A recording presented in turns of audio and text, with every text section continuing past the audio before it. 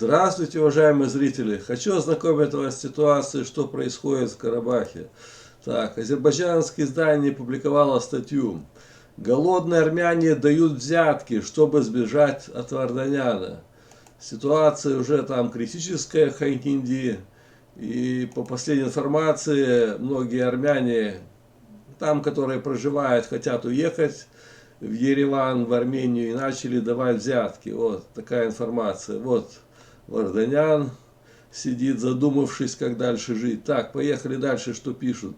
Армяне в Ханкинди ищут любые возможные пути, чтобы выбраться из заложников засланцы и преступника Рубена Варданяна, который использует их ради своих грязных амбиций. Как стало известно в соцсетях, они всерьез обсуждают варианты, как выехать из Ханкинди, так как, чтобы при этом не узнал сам Варданян, типа. Ради этого местные жители даже готовы давать взятки посредникам среди российских миротворцев, чтобы втайне покинуть зону их временной ответственности. Приходится уже придумывать, как дать взятки через посредников, чтобы уехать в Армению, может, к родственникам. Так, такая ситуация. Как известно, Варданян долгое время хнычет от несуществующей блокаде Алчинского коридора, гуманитарной катастрофе, голоде.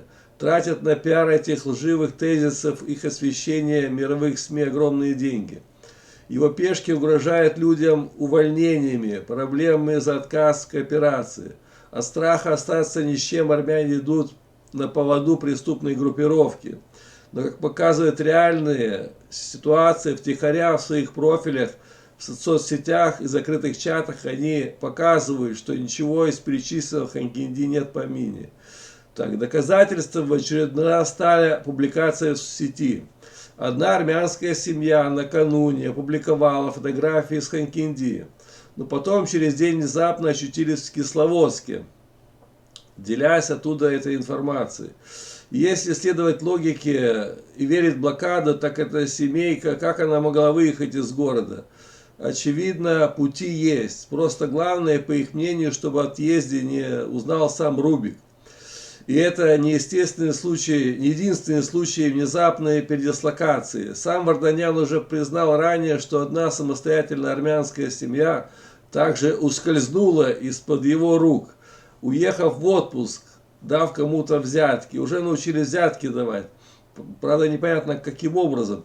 Все это говорит о том, что местное население все больше начинает понимать, что в заложниках их держит не Азербайджан, а главный виновник всех их проблем Варданян, который ради своих личных интересов готов пойти на любые жертвы, даже человеческие. Пытаясь как-то спасти свой нелегальный бизнес, засланец всячески старается воспрепятствовать правомерному мониторингу азербайджанских властей. Армяне видят, что азербайджанцы пропускают машины снабжения миротворцев и другие автомобили. При этом они не видят положительных решений от преступника-засланца. Впрочем, рано или поздно Варданян также скажет, скажем так, отправится в отпуск или одумается и сбежит обратно в любимую Россию. Армению может сбежать, да, или сядет в тюрьму в Баку. Как бы ни было, делать ему на территориях Азербайджана нечего.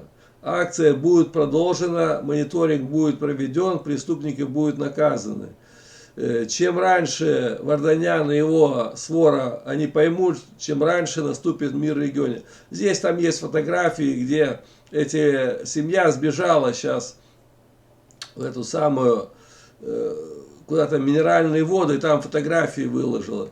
В общем, многие как-то армяне пытаются, понимают, уже почти месяц в блокаде, как-то вырываться надо.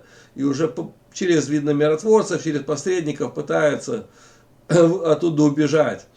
Ну, хотя отсидеться, может, думают, потом Варданяна снимут и опять вернуться в Карабах. В общем, вот такая сейчас в Ханкинди напряженная ситуация. Всем спасибо, всем пока, до новых встреч.